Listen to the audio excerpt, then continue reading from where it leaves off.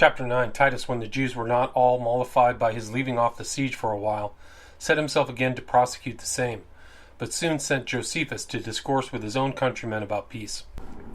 A resolution was now taken by Titus to relax the siege for a little while, and to afford the seditious an interval for consideration, and to see whether the demolishing of their second wall would not make them a little more compliant, or whether they were not somewhat afraid of a famine, because the spoils they had gotten by rapine would not be sufficient for them long. So he made use of this relaxation in order to compass his own designs. Accordingly, as the usual appointed time when he must distribute subsistence money to the soldiers was now come, he gave orders that the commanders should put the army into battle array in the face of the enemy, and then give every one of the soldiers their pay. So the soldiers, according to custom, opened the cases wherein their arms lay before covered, and marched with their breastplates on, as did the horsemen lead their horses in their fine trappings. Then did the places that were before the city shine very splendidly for a great way, nor was there anything so grateful to Titus's own men, or so terrible to the enemy as that sight. For the whole old wall, and the north side of the temple, were full of spectators, and one might see the houses full of such as looked at them, nor was there any part of the city which was not covered over with their multitudes. Nay, a very great consternation seized upon the hardiest of the Jews themselves, when they saw all the army in the same place, together with the fineness of their arms and the good order of their men. And I cannot but think that the seditious would have changed their minds at that sight, unless the crimes they had committed against the people had been so horrid that they despaired of forgiveness from the Romans. But as they believed death with torments must be their punishment if they did not go on in the defense of the city, they thought it much better to die in war. Fate also prevailed so far over them that the innocent were to perish with the guilty, and the city was to be destroyed with the seditious that were in it. Thus did the Romans spend 4 days in bringing the subsistence money to the several legions. But on the 5th day, when no signs of peace appeared to come from the Jews, Titus divided his legions and began to raise banks, both at the tower of Antonia and at John's monument. Now his designs were to take the upper city at that monument, and the temple at the tower of Antonia. For if the temple were not taken, it would be dangerous to keep the city itself. So at each of these parts he raised him banks, each legion raising one. As for those that wrought at John's monument, the Idumeans, and those that were in arms with Simon, made sallies upon them, and put some stop to them, while John's party, and the multitude of zealots with them, did the like to those that were before the tower of Antonia. These Jews were now too hard for the Romans, not only in direct fighting because they stood upon the higher ground, but because they had now learned to use their own engines, for their continual use of them one day after another did by degrees improve their skill about them. For one sort of engines for darts they had 300, and 40 for stones, by the means of which they made it more tedious for the Romans to raise their banks. But then Titus, knowing that the city would either be saved or destroyed for himself, did not only proceed earnestly in the siege, but did not omit to have the Jews exhorted to repentance. So he mixed good counsel with his works for the siege. And being sensible that exhortations are frequently more effectual than arms, he persuaded them to surrender the city, now in a manner already taken, and thereby to save themselves, and sent Josephus to speak to them in their own language, for he imagined they might yield to the persuasion of a countryman of their own. So Josephus went round about the wall, and tried to find a place that was out of the reach of their darts, and yet within their hearing, and besought them, in many words, to spare themselves, to spare their country and their temple, and not to be more obdurate in these cases than foreigners themselves, for that the Romans, who had no relation to those things, had a reverence for their sacred rights and places, although they belonged to their enemies, and till now kept their hands off from meddling with them, while such as were brought up under them, and, if they be preserved, will be the only people that will reap the benefit of them, hurry on to have them destroyed.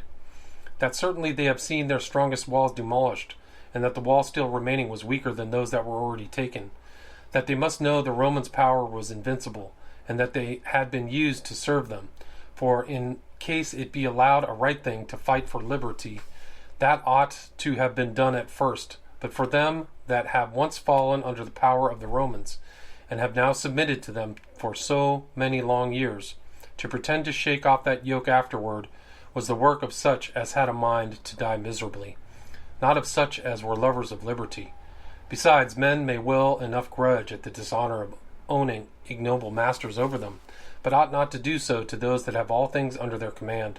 For what part of the world is there that hath escaped the Romans, unless it be such as are of no use for violent heat or for violent cold? And evident it is that fortune on all hands gone over to them, and that God, when he had gone round the nations with this dominion, had now settled in Italy. That moreover it is a strong and fixed law, even among brute beasts, as well as among men, to yield to those that are too strong for them, and to stiffer those that to have the dominion, who are too hard for the rest in war. For which reason it was that their forefathers, who were far superior to them, both in their souls and bodies, and other advantages, did yet submit to the Romans, which they would not have suffered, had they not known that God was with them. As for themselves, what can they depend on in this their opposition, when the greatest part of their city is already taken, and when those that are within it are under greater miseries than if they were taken, although their walls be still standing? For that the Romans are not unacquainted with that famine which is in the city, whereby the people are already consumed, and the fighting men will in little time be so too. For although the Romans should leave off the siege and not fall upon the city with their swords in their hands, yet was there an insuperable war that beset them within, and was augmented every hour, unless they were able to wage war with famine, and fight against it, or could alone conquer their natural appetites. He added this further, how right a thing it was to change their conduct before the calamities were become incurable, and have recourse to such advice as might preserve them, while opportunity was offered for them doing so. For that the Romans would not be mindful of their past actions to their disadvantage, unless they persevered in their insolent behavior to the end, because they were naturally mild in their conquests, and preferred what was profitable before what their passions dictated to them. Which profit of theirs lay not in leaving the city empty of inhabitants, nor the country a desert, on which account Caesar did now offer them his right hand for their security. Whereas if he took the city by force, he could not save any of them, and this especially if they rejected his offers in these their utmost distress. For the walls that were already taken could not but assure them, but the third wall would quickly be taken also. And though their fortifications should prove too strong for the Romans to break through them, yet would the famine fight for the Romans against them. While Josephus was making this exhortation to the Jews, many of them jested upon him from the wall, and many reproached him, nay, some threw their darts at him. But when he could not himself persuade them by such open good advice, he betook himself to the histories belonging to their own nation, and cried out aloud, quote, O miserable creatures, are you so unmindful of those that used to assist you, that you will fight by your own weapons and by your hands against the Romans? When did we ever conquer any other nation by such means? And when was it that God, who is the creator of the Jewish people, did not avenge them when they had been injured? Will you not turn again and look back and consider them when they had been, whence it is you fight with such violence, and how great a supporter you have profanely abused? Will you not recall to mind the prodigious things done for your forefathers and this holy place, and how great enemies of yours were by him subdued under you? I even tremble myself in declaring the works of God before your ears, that are unworthy to hear them. However, hearken to me, that you may be informed how you fight not only against the Romans, but against God himself. In old times there was Necho, king of Egypt, who was also called Pharaoh. He came with a prodigious army of soldiers and seized Queen Sarah, the mother of our nation. What did Abraham, our progenitor, then do? Did he defend himself from this injurious person by war, although he had 318 captains under him, and an immense army under each of them? Indeed, he deemed them to be no number at all without God's assistance, and only spread out his hands toward this holy place, which you have now polluted, and reckoned upon him as upon his invincible supporter, instead of his own army. Was not our queen sent back, without any defilement, to her husband the very next evening? While the king of Egypt fled away, adoring this place, which you have defiled by shedding thereon the blood of your own countrymen, and also trembled at those visions which he saw in the night season, and bestowed both silver and gold on the Hebrews, as on a people beloved by God. Shall I say nothing, or shall I mention the removal of our fathers into Egypt, who, when they were used tyrannically, and were fallen under the power of foreign kings for 400 years together, and might have defended themselves by war and by fighting, yet did do nothing but commit themselves to God? Who is there that does not know that Egypt was overrun with all sorts of wild beasts, and consumed by all sorts of distempers? How their land did not bring forth its fruit, how the Nile failed of water, how the 10 plagues of Egypt followed one upon another, and how by those means our fathers were sent away under a guard, without any bloodshed, and without running any dangers, because God conducted them as his peculiar servants. Moreover, did not Palestine groan under the ravage of the Assyrians made when they carried away our sacred ark, as did their idol Dagon, and as also did that entire nation of those that carried it away, how they were smitten with the loathsome distemper in the secret parts of their bodies, when their very bowels came down together with what they had eaten, till those hands that stole it away were obliged to bring it back again, and that with the sound of cymbals and timbrels and other oblations, in order to appease the anger of God for their violation of his holy ark. It was God who then became our general, and accomplished these great things for our fathers, and this because they did not meddle with war and fighting, but committed it to him to judge about their affairs. When Sennacherib, king of Assyria, brought along with him all Asia, and encompassed the city round with his army, did he fall by the hands of men? Were not those hands lifted up to God in prayers without meddling with their arms, when an angel of God destroyed that prodigious army in one night? When the Assyrian king, as he rose the next day, found 185 dead bodies, and when he with the remainder of his army fled away from the Hebrews, though they were unarmed and did not pursue them. You are also acquainted with the slavery we were under at Babylon, where the people were captives for 70 years. Yet were they not delivered into freedom again before God made Cyrus his gracious instrument in bringing it about? Accordingly they were set free by him, and did again restore the worship of their deliverer at his temple. And to speak in general, we can produce no example wherein our fathers got any success by war, or failed of success when without war they committed themselves to God. When they stayed at home they conquered, as pleased their judge, but when they went out to fight, they were always disappointed. For example, when the king of Babylon besieged this very city, and our king Zedekiah fought against him, contrary to what predictions were made to him by Jeremiah the prophet, he was at once taken prisoner, and saw the city and the temple demolished. Yet how much greater was the moderation of that king than is that of your present governors, and of that the people then under him, than is of you at this time. For when Jeremiah cried aloud, how very angry God was with them because of their transgressions, and told them they should be taken prisoners, unless they would surrender up their city, neither did the king nor the people put him to death. But for you, to pass over what you have done within the city, which I am not able to describe as your wickedness deserves, you abuse me and throw darts at me, who only exhort you to save yourselves, as being provoked when you are put into mind of your own sins, and cannot bear the very mention of those crimes which you every day perpetrate.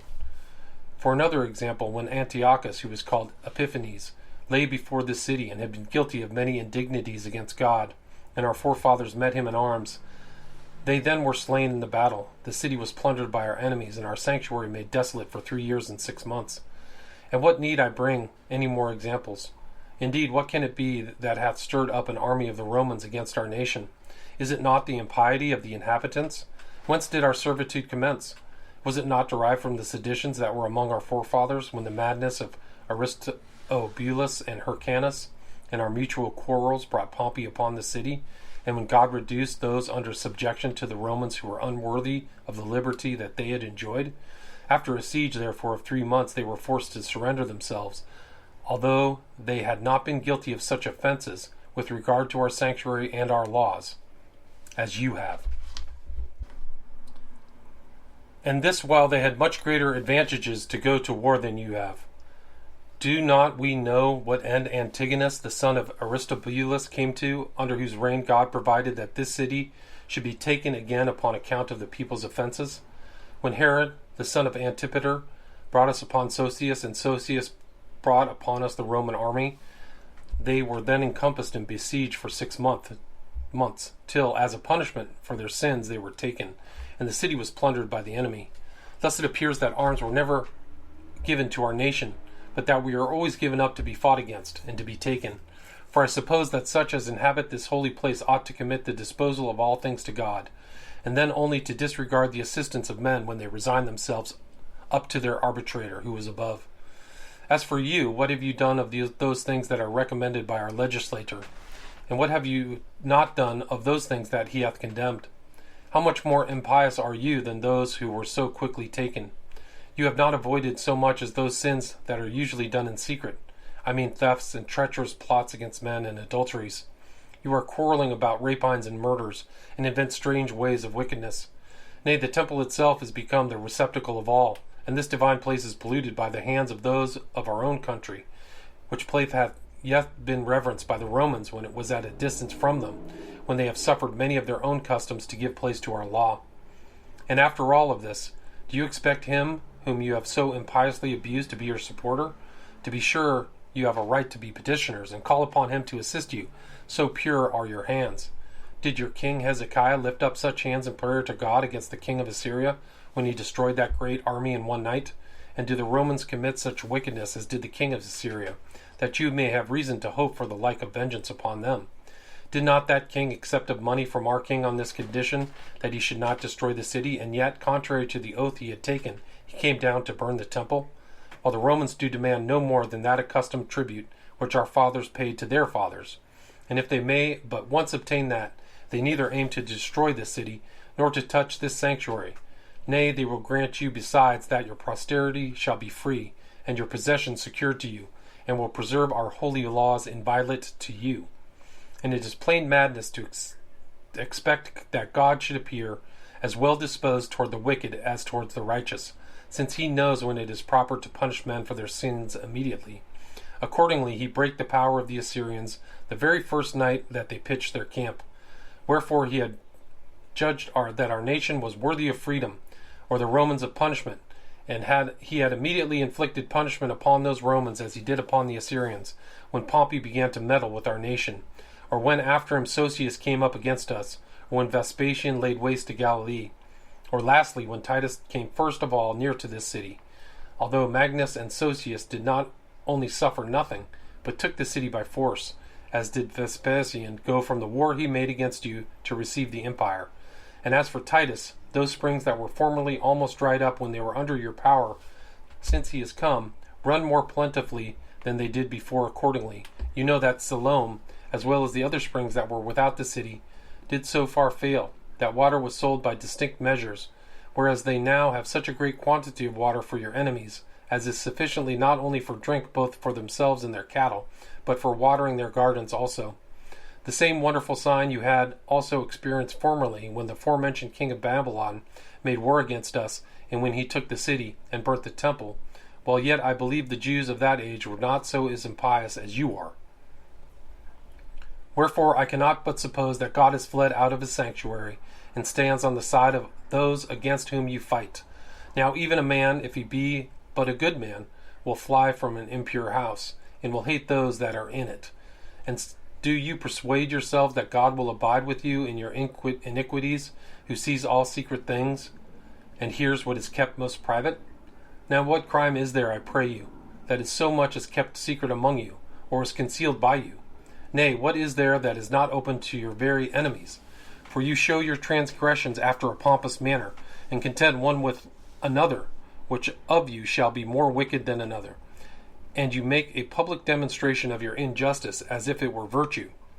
However, there is a place left for your preservation, if you be willing to accept of it.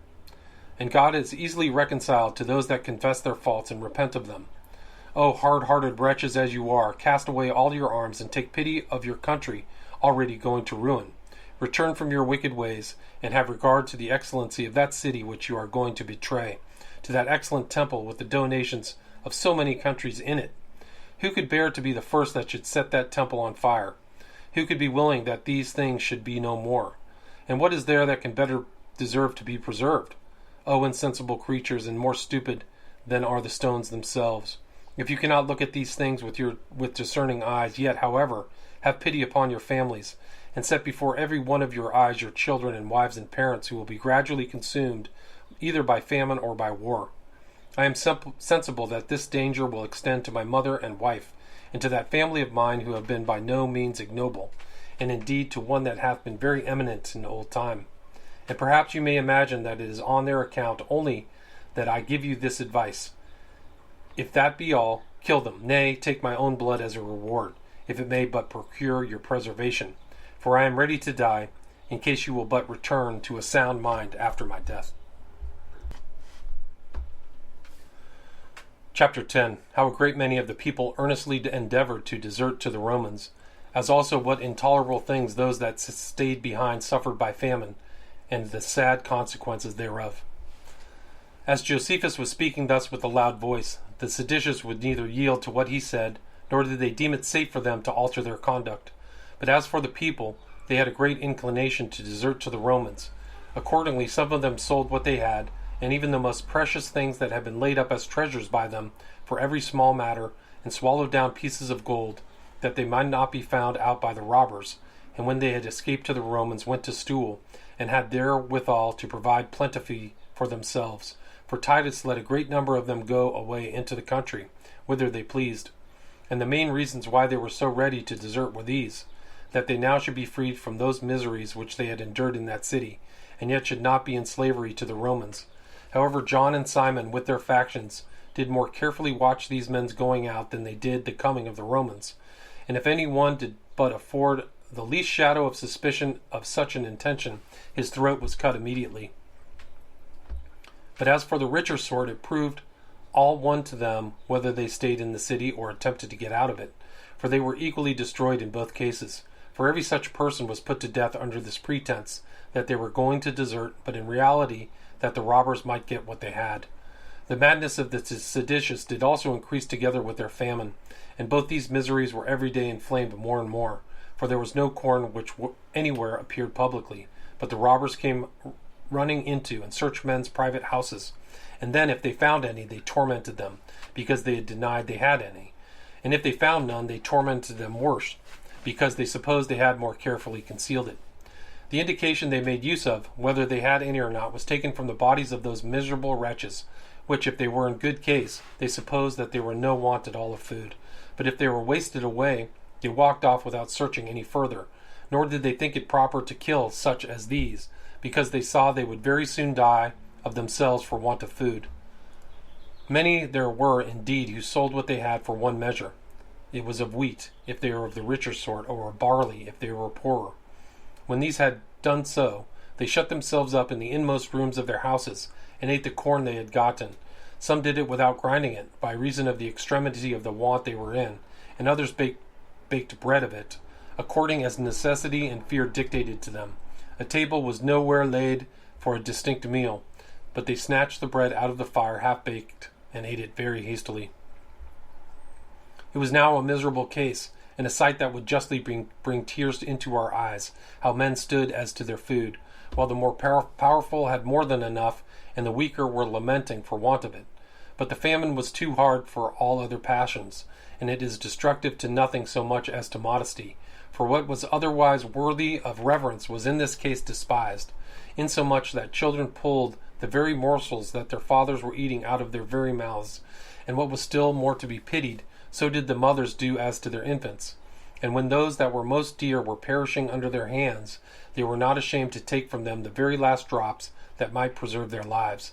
And while they ate after this manner, yet they were not concealed in so doing, but the seditious everywhere came upon them immediately, and snatched away from them what they had gotten from others. For when they saw any house shut up, this was to them a signal that the people within had gotten some food, whereupon they broke open the doors, ran in, and took pieces of what they were eating almost up out of their very throats, and this by force. The old men who held their food fast were beaten, and if the women hid what they had within their hands, their hair was torn for so doing. Nor was there any commiseration shown either to the aged or the infants, but they lifted up children from the ground as they hung upon the morsels they had gotten, and shook them down upon the floor. But still they were more barbarously cruel to those that had prevented their coming in, and had actually swallowed down what they were going to seize upon, as if they had been unjustly defrauded of their right.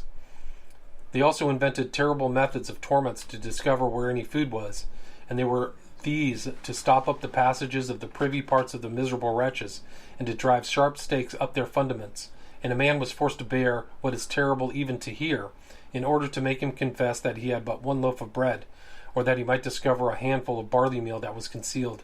And this was done when these tormentors were not themselves hungry, for the thing had been less barbarous had necessity forced them to it. But this was done to keep their madness in exercise, and as making preparation of provisions for themselves for the following days.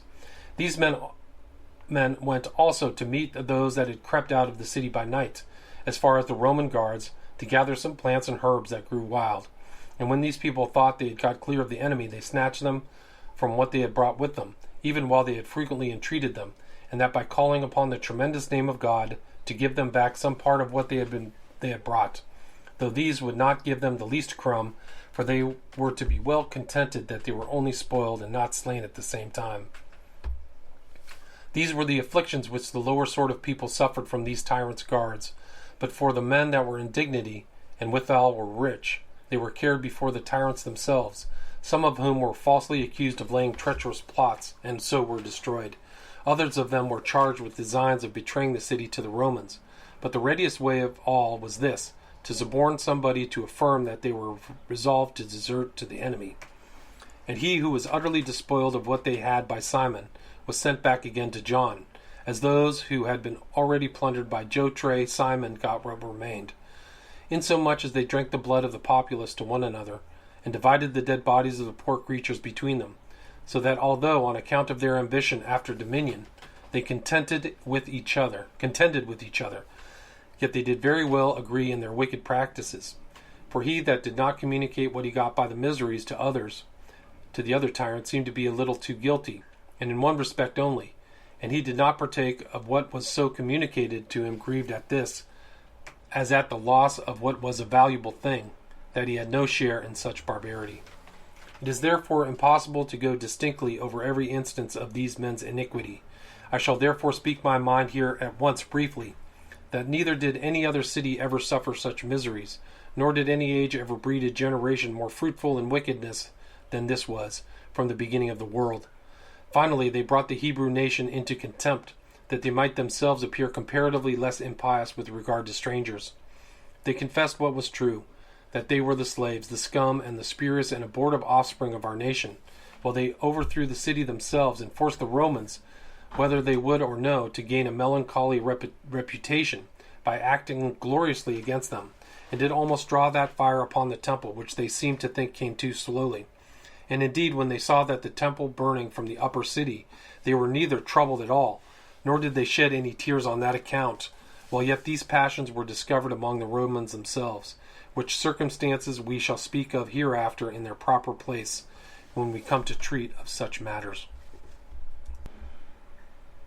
Chapter 11. How the Jews were crucified before the walls of the city, concerning Antiochus Epiphanes, and how the Jews overthrew the banks that had been raised by the Romans.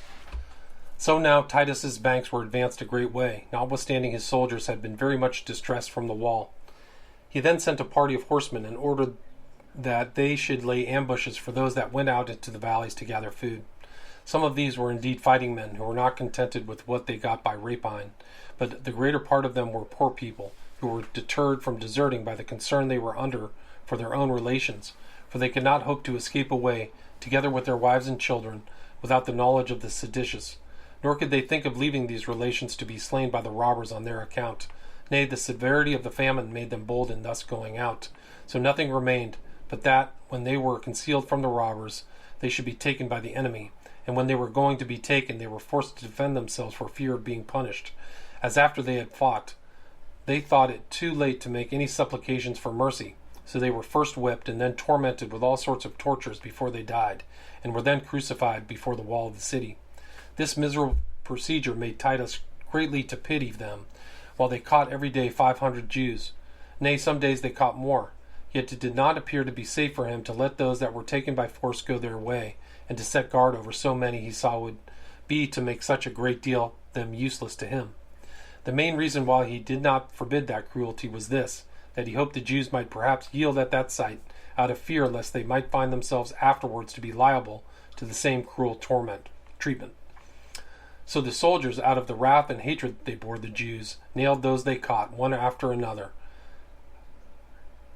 one way, to the crosses, by way of jest, when their multitude was so great that room was wanting for the crosses, and crosses wanting for the bodies. But so far were the seditious from repenting at this sad sight, that, on the contrary, they made the rest of the multitude believe otherwise.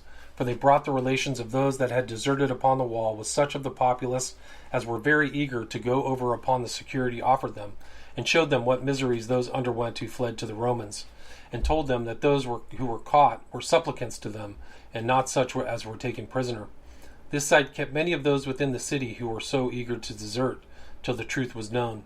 Yet did some of them run away immediately as to certain punishment, esteeming death from their enemies to be a quiet departure, if compared with that by famine.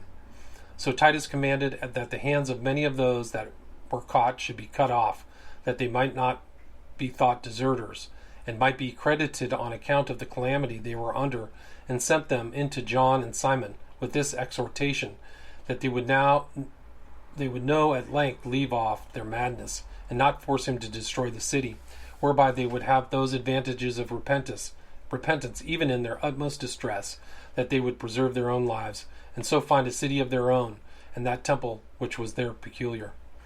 He then went round about the banks that were cast up, and hastened to them, in order to show that his word should in no long time be followed by his deeds. In answer to which the seditious cast reproaches upon Caesar himself, and upon his father also, and cried out with a loud voice that they contemned death, and did well in preferring it before slavery, that they would do all the mischief to the Romans they could while they had breath in them, and that for their own city, since they were, as he said, to be destroyed, they had no concern about it, and that the world itself was a better temple to God than this. Yet this temple would be preserved by him that inhabited therein, whom they still had for their assistant in this war, and did therefore laugh at all his threatenings, which would come to nothing, because the conclusion of the whole demanded upon God only. These words were mixed with reproaches, and with them they made a mighty clamor. In the meantime Antiochus Epiphanes came to the city, having with him a considerable number of other armed men, and a band called the Macedonian band about him, all the same age, tall, and just past their childhood, armed and instructed after the Macedonian manner, whence it was that they took that name. Yet were many of them unworthy of so famous a nation, for it had so happened that the king of Commagene had flourished more than any other kings that were under the power of the Romans, till a change happened in his condition, when he was become an old man, and he declared plainly that we ought not to call any man happy before he was dead. But this son of his, who was then come thither before his father was decaying, said that he could not but wonder what made the Romans so tardy in making their attacks upon the wall. Now he was a warlike man, and naturally bold in exposing himself to dangers. He was also so strong a man that his boldness seldom failed of having success. Upon this Titus smiled, and said he would share the pains of an attack with him. However, Antiochus went as he was, and with his Macedonians made a sudden assault upon the wall. And indeed, for his own part, his strength and skill were so great that he guarded himself from the Jewish darts, and yet shot his darts at them, while the young men with him were almost all sorely galled, for they had so great a regard to the promises that had been made of their courage, that they would needs persevere in their fighting, and at length many of them retired, but not till they were wounded, and then they perceived that true Macedonians, if they were to be conquerors, must have Alexander's good fortune also. Now as the Romans began to raise their banks on the 12th day of the month Artemisius or Jar, so they had much ado to finish them by the 29th day of the same month, after they had labored hard for 17 days continually. For there were now 4 great banks raised, one of which was at the tower of Antonia. This was raised by the 5th legion, over against the middle of that pool which is called Struthius. Another was cast up by the 12th legion, at a distance of about 20 cubits from the other. But the labors of the 10th legion, which lay a great way off of these, were on the north quarter, and at the pool called Amygdalon, as was that of the 15th legion, about 30 cubits from it, and at the high priest's monument. And now, when the engines were brought, John had from within undermined the space that was over against the tower of Antonia, as far as the banks themselves, and had supported the ground over the mine with beams laid across one another, whereby the Roman works stood upon an uncertain foundation. Then did he order such materials to be brought in as were daubed over with pitch and bitumen, and set them on fire. And as the cross beams that supported the banks were burning, the ditch yielded on the sudden, and the banks were shaken down, and fell into the ditch with a prodigious noise. Now at the first there arose a very thick smoke and dust, as the fire was choked with the fall of the bank. But as the suffocated materials were now gradually consumed, a plain flame broke out, on which sudden appearance of the flames a consternation fell upon the Romans, and the shrewdness of the contrivance discouraged them. And indeed this accident coming upon them at a time when they thought they had already gained their point, cooled their hopes for the time to come. They also thought it would be to no purpose to take the pains to extinguish the fire, since if it were extinguished, the banks were swallowed up already. 2 days after this, Simon and his party made an attempt to destroy other banks, for the Romans had brought their engines to bear there, and began already to make the wall shake. And here one Teptheus of Garsus, a city of Galilee, and Megasaurus, who was derived from some Queen Mariamne's servants, and with them one from Adiabene. He was the son of Nabateus, called by the name Jagiras, from the ill fortune he had, the word signifying a lame man, snatched some torches, and ran suddenly upon the engines. Nor were there during this war any men that ever sallied out of the city who were their superiors, either in their boldness or in the terror they struck into their enemies. For they ran out upon the Romans, not as if they were enemies, but friends, without fear or delay. Nor did they leave their enemies till they had rushed violently through the midst of them, and set their machines on fire. And though they had darts thrown at them on every side, and on every side assaulted with their enemies' swords, yet they did not withdraw themselves out of the dangers they were in, till the fire had caught hold of the instruments. But when the flame went up, the Romans came running from their camp to save their engines. Then did the Jews hinder their succourers from the wall, and fought with those that endeavored to quench the fire, without any regard to the danger their bodies were in. So the Romans pulled the engines out of the fire, while the hurdles that covered them were on fire. But the Jews caught hold of the battering rams through the flame itself, and held them fast, although the iron upon them was become red hot. And now the fire spread itself from the engines to the banks, and prevented those that came to defend them. And all this while the Romans were encompassed round about with the flame, and despairing of seeing their works from it, and they retired to camp. Then did the Jews become more and more in number by the coming of those that were within the city to their assistance. And as they were very bold upon the good success they had, their violent assaults were almost irresistible. Nay, they proceeded as far as the fortifications of the enemy's camp, and fought with their guards. Now there stood a body of soldiers in array before that camp, which succeeded one another by turns in their armor. And as to those, the law of the Romans was terrible, that he who left his post there, let the occasion be whatsoever it might be, he was to die for it. So that body of soldiers, preferring rather to die in fighting courageously, than as a punishment for their cowardice, stood firm. And at the necessity these men were in standing to it, many of the others that had run away out of shame turned back again. And when they had set the engines against the wall, they put the multitude from coming, more of them out of the city, because they had made no provision for preserving or guarding their bodies at this time. For the Jews fought now hand to hand with all that came in their way, and without any caution, fell against the points of their enemies' spears, and attacked them bodies against bodies. For they were now too hard for the Romans, not so much by their other warlike actions, as by these courageous assaults they made upon them. And the Romans gave way more to their boldness than they did to the sense of the harm they had received from them. And now Titus was come from the tower Antonia, whither he was gone to look out for a place for raising other banks, and reproached the soldiers greatly for permitting their own walls to be in danger.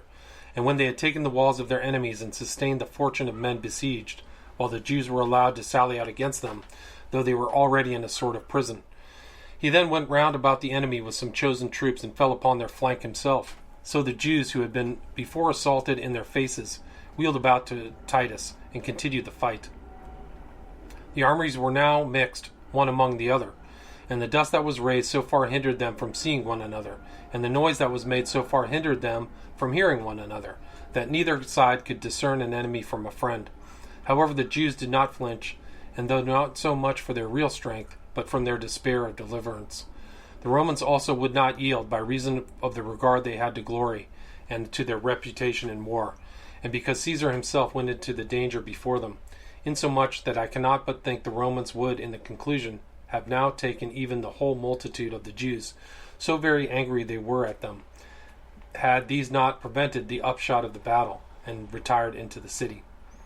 However, seeing the banks of the Romans were demolished, these Romans were very much cast down upon the loss of what had cost them so long in pains, and this in 1 hour's time. And many indeed despaired of taking the city with their usual engines of war only. Chapter 12. Titus thought fit to encompass the city round with a wall, after which the famine consumed the people by whole houses and families together. And now did Titus consult with his commanders what was to be done. Those that were of the warmest tempers thought he should bring the whole army against the city and storm the wall, for that hitherto no more than a part of their army had fought with the Jews, but that in case the entire army was to come at once, they would not be able to sustain their attacks, but would be overwhelmed by their darts. But of those that were for a more cautious management, some were for raising their banks again, and others advised to let the banks alone, but to lie still before the city, to guard against the coming out of the Jews, and against their carrying provisions into the city, and so to leave the enemy to the famine. And this was without direct fighting with them. For that despair was not to be conquered, especially as to those who are desirous to die by the sword, while a more terrible misery than that is reserved for them. However, Titus did not think it fit for so great an army to lie entirely idle, and that yet it was in vain to fight with those that would be destroyed one by another. He also showed them how impracticable it was to cast up any more banks, for want of materials, and to guard against the Jews coming out still more impracticable, as also that to encompass the whole city round with his army was not very easy, by reason of its magnitude, and the difficulty of the situation, and on other accounts dangerous upon the sallies the Jews might make out of the city. For although they might guard the known passages out of the place, yet would they, when they found themselves under the greatest distress, contrive secret passages out, as well as being acquainted with all such places, and if any provisions were carried in by stealth, the siege would thereby be longer delayed. He also owned that he was afraid that the length of time thus to be spent would diminish the glory of his success. For though it be true that length of time will perfect everything, yet that to do what we do in a little time is still necessary to the gaining reputation. That therefore his opinion was that if they aimed at quickness joined with security, they must build a wall round about the whole city, which was, he thought, the only way to prevent the Jews from coming out any way, and that then they would either entirely despair of saving the city, and so would surrender it up to him, or be still the more easily conquered when the famine had further weakened them. For that besides this wall he would not lie entirely at rest afterward, but would take care then to have banks raised again, when those that would oppose them were become weaker. But that if any one should think such a great work to be too great, and not to be finished without much difficulty, he ought to consider that it is not fit for Romans to undertake any small work, and that none but God himself could with ease accomplish any great thing whatsoever. These arguments prevailed with the commanders. So Titus gave orders that the army should be distributed to their several shares of this work, and indeed there now came upon the soldiers a certain divine fury, so that they did not only part the whole wall that was to be built among them, nor did only one legion strive with another, but lesser divisions of the army did the same, inasmuch that each soldier was ambitious to please his decurion, each decurion his centurion, and each centurion his tribune, and the ambition of the tribunes was to please their superior commanders, while Caesar himself took notice of and rewarded the like contention in those commanders, for he went round about the works many times every day, and took a view of what was done. Titus began the wall from the camp of the Assyrians, where his own camp was pitched, and drew it down to the lower parts of Sinopolis. Thence it went along the valley of Cedron to the Mount of Olives. It then bent towards the south and encompassed the mountain as far as the rock called Peristerion, and that other hill which lies next it, and is over the valley which reaches to Siloam, whence it bended again to the west, and went down to the valley of the fountain, beyond which it went up again at the monument of Ananus the high priest. And encompassing that mountain where Pompey had formerly pitched his camp, it returned back to the north side of the city, and was carried on as far as a certain village called the House of the Arabinthi, after which it encompassed Herod's monument, and there on the east was joined to Titus's own camp where it began. Now the length of this wall was 40 furlongs, one only abated. Now this wall without were erected 13 places to keep garrison in, whose circumferences put together amounted to 10 furlongs. The whole was completed in 3 days, so that what would naturally have required some months was done in so short an interval as is incredible. When Titus had therefore encompassed the city with this wall, and put garrisons into proper places, he went round the wall at the first watch of the night, and observed how the guard was kept. The second watch he allotted to Alexander. The commanders of legions took the third watch. They also cast lots among themselves who should be upon the watch in the night time, and who should go all night long round the spaces that were interposed between the garrisons. So all hope of escaping now was cut off from the Jews, together with their liberty of going out of the city. Then did the famine widen its progress, and devoured the people by whole houses and families. The upper rooms were full of women and children that were dying by famine, and the lanes of the city were full of the dead bodies of the aged. The children also and the young men wandered about the marketplaces like shadows, all swelled with the famine, and fell down dead, wheresoever their misery seized them. As for burying them, those that were sick themselves were not able to do it, and those that were hearty and well were deterred from doing it by the great multitude of those dead bodies, and by the uncertainty there was how soon they should die themselves. For many died as they were burying others, and many went to their coffins before that fatal hour was come. Nor was there any lamentations made under those calamities, nor were heard any mournful complaints, but the famine confounded all natural passions. For those who were just going to die looked upon those that were gone to rest before them with dry eyes and open mouths. A deep silence also, and a kind of deadly night, had seized upon the city, while yet the robbers were still more terrible than those miseries themselves. For they brake upon those houses which were no other than graves of dead bodies, and plundered them of what they had, and carrying off the coverings of their bodies, went out laughing, and tried the points of their swords in their dead bodies, and, in order to prove what metal they were made of, they thrust some of those through that still lay alive upon the ground. But for those that entreated them to lend them their right hand and their sword to dispatch them, they were too proud to grant their requests, and left them to be consumed by the famine. Now every one of these died with their eyes fixed upon the temple, and left the seditious alive behind them. Now the seditious at first gave orders that the dead should be buried out of the public treasury, as not enduring the stench of their dead bodies. But afterwards, when they could not do that, they had them cast down from the walls into the valleys beneath.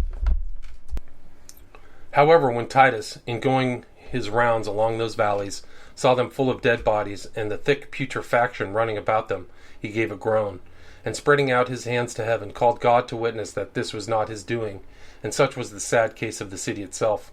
But the Romans were very joyful, since none of the seditious would now make sallies out of the city, because they were themselves disconsolate, and the famine already touched them also.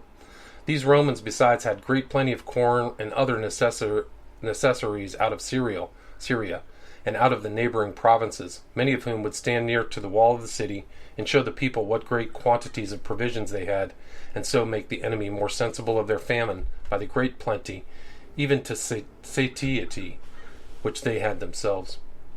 However, when the seditious still showed no inclinations of yielding, Titus, out of his commiseration of the people that remained, and out of his earnest desire of rescuing what was still left out of those miseries, began to raise his banks again, although materials for them were hard to come at. For all the trees that were about the city had already been cut down for the making of the former banks. Yet did the soldiers bring with them other materials from the distance of 90 furlongs, and thereby raised banks in 4 parts, much greater than the former, though this was done only at the tower of Antonia. So Caesar went his rounds through the legions, and hastened on the works, and showed the robbers that they were now in his hands.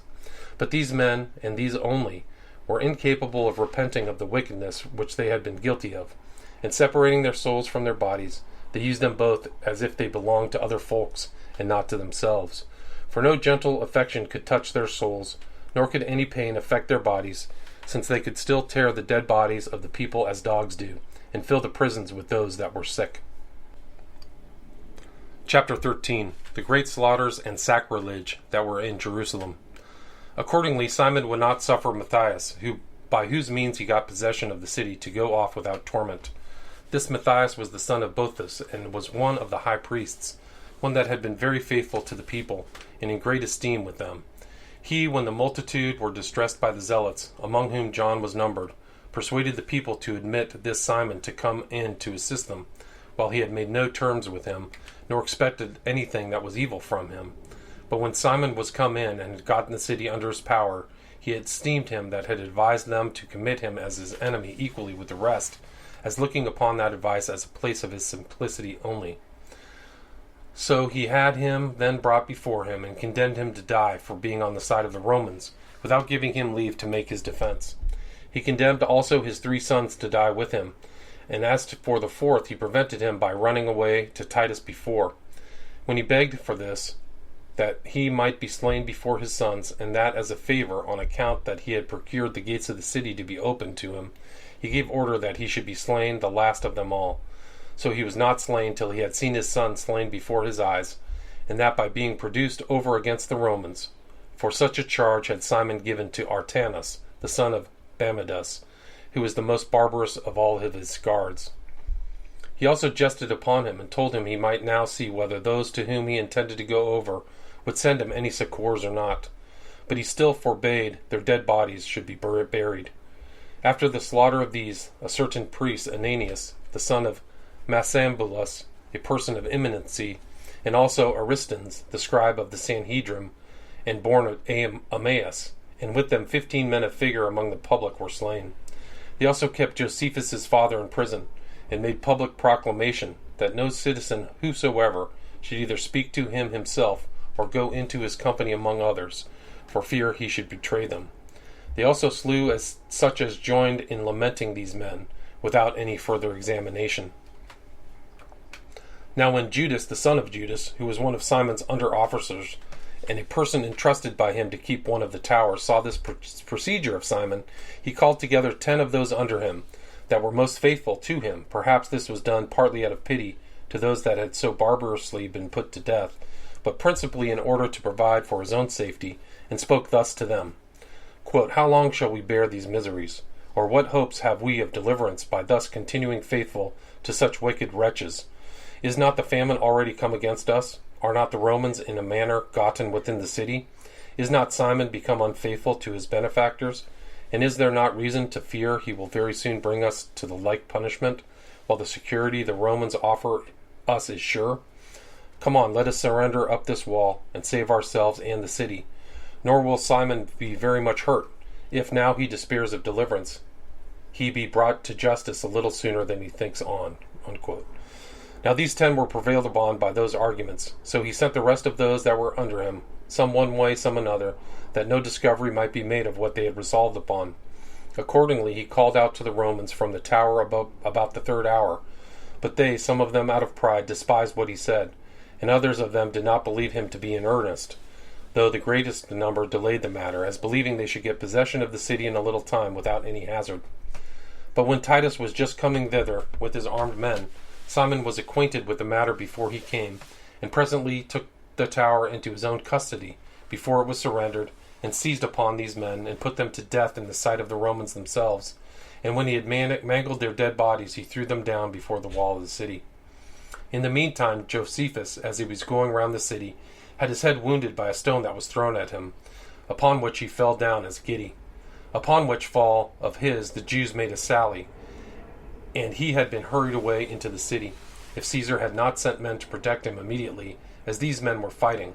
Josephus was taken up, though he heard little of what was done. So the seditious supposed that they had now slain that man whom they were most desirous of killing, and made thereupon a great noise in way of rejoicing. This accident was told in the city, and the multitude that remained became very disconsolate at the news, as being persuaded that he was really dead, on whose account alone they could venture to desert to the Romans. But when Josephus' mother heard in prison that her son was dead, she said to those that watched about her that she had always been of the opinion since the siege of Jotopada that he would be slain, and she should never enjoy him alive any more. She also made great lamentation privately to the maidservants that were about her, and said that this was all the advantage she had of bringing so extraordinary a person as this son into the world, that she should not be able even to bury that son of hers, by whom she expected to have been buried herself. However, this false report did not put his mother to pain, nor afford merriment to the robbers long, for Josephus soon recovered of his wound, and came out and cried out aloud, that it would not be long ere they should be punished for this wound they had given him. He also made a fresh exhortation to the people to come out upon the security that would be given them. This sight of Josephus encouraged the people greatly, and brought a great consternation upon the seditious. Hereupon some of the deserters, having no other way, leaped down from the wall immediately, while others of them went out of the city with stones, as if they would fight them, but thereupon they fled away to the Romans. But here a worse fate accompanied these than what they had found within the city, and they met with a quicker dispatch from the too great abundance they had among the Romans, than they could have done from the famine among the Jews. For when they came first to the Romans, they were puffed up by the famine, and swelled like men in a dropsy, after which they all on the sudden overfilled those bodies that were before empty, and so burst asunder, accepting such only as were skillful enough to restrain their appetites, and by degrees took in their food into bodies unaccustomed thereto.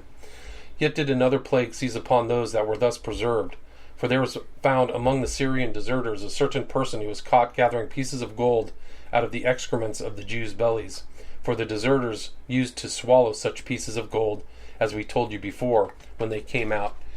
And for these did the seditious search them all, for there was a great quantity of gold in the city, insomuch that as much as now sold in the Roman camp for 12 attic or drams, as was sold before for 25. But when this contrivance was discovered in one instance, the fame of it filled their several camps, that the deserters came to them full of gold. So the multitude of the Arabians, with the Syrians, cut up those that came as supplicants, and searched their bellies. Nor does it seem to me that any misery befell the Jews that was more terrible than this, since in one night's time about 2,000 of those deserters were thus dissected. When Titus came to the knowledge of this wicked practice, he had like to have surrounded those that had been guilty of it with his horse, and have shot them dead, and he had done it, had not their number been so very great, and those that were liable to this punishment would have been manifold more than those whom they had slain. However, he called together his commanders of the auxiliary troops he had with him, as well as the commanders of the Roman legions, for some of his own soldiers had been also guilty herein, as he had been informed, and had great indignation against both sorts of them, and said to them, quote, "What? Have any of my own soldiers done such things as this out of the uncertain hope of gain, without regarding their own weapons, which are made of silver and gold? Moreover, do the Arabians and Syrians now, first of all, begin to govern themselves as they please, and to indulge their appetites in a foreign war, and then, out of their barbarity in murdering men, and out of their hatred to the Jews, get it ascribed to the Romans?" Unquote. For this infamous practice was said to be spread among some of his own soldiers also. Titus then threatened that he would put such men to death, if any of them were discovered, as to be so insolent as to do it again. Moreover, he gave it in charge to the legions, that they should make a search after such were suspected, and should bring them to him.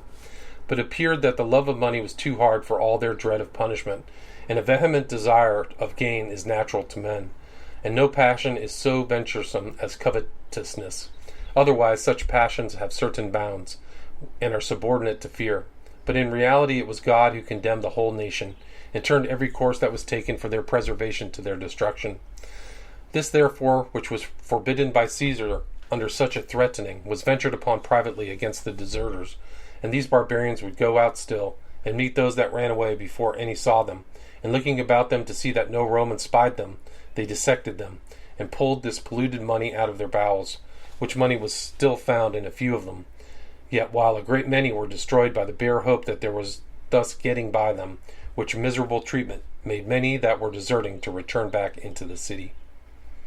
But as for John, when he could no longer plunder the people, he betook himself to sacrilege, and melted down many of the sacred utensils which had been given to the temple, and also many of those vessels which were necessary for such a ministered about holy things, the cauldrons, the dishes, and the tables. Nay, he did not abstain from those pouring vessels that were sent them by Augustus and his wife. For the Roman emperors did ever both honor and adorn this temple, whereas this man, who was a Jew, seized upon what were the donations of foreigners, and said to those that were with him, that it was proper for them to use divine things, while they were fighting for the divinity, without fear, that such whose warfare is for the temple should live of the temple. On which account he emptied the vessels of that sacred wine and oil, which the priests kept to be poured on the burnt offerings, and which lay in the inner court of the temple, and distributed it among the multitude, who, in their anointing themselves and drinking, used each of them above an hin of them. And here I cannot but speak my mind, what the concern I am under dictates to me, and it is this. I suppose that the Romans made any longer delay in coming out against these villains, that the city would either have been swallowed up by the ground opening upon them, or have been overflowed by water, or else been destroyed by such thunder as the country of Sodom perished by. For it had brought forth a generation of men much more atheistical than were those that suffered such punishments. For by their madness it was all that the people came to be destroyed. And indeed, why do I relate these particular calamities?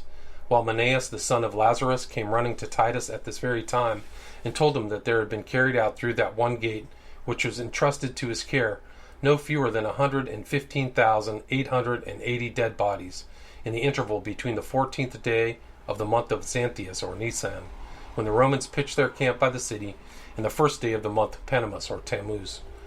This was itself a prodigious multitude, and though this man was not himself set as governor of that gate, yet he was appointed to pay the public stipend for carrying these bodies out, and was so obliged of necessity to number them, while the rest were buried by their relations, though all their burial was but this, to bring them away, and cast them out of the city.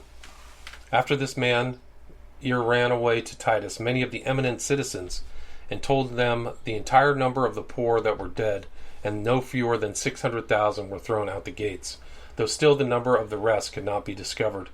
And they told him further that when they were no longer able to carry out the dead bodies of the poor, they laid their corpses on heaps in very large houses, and shut them up therein, and also that a medimnus of wheat was sold for a talent, and that when, a while afterward, it was not possible to gather herbs, by reason of the city was walled about, some persons were driven to that terrible distress as to search the common sewers and old dunghills of cattle, and to eat the dung which they got there. And what they of old could not endure so much as to see, they now use for food.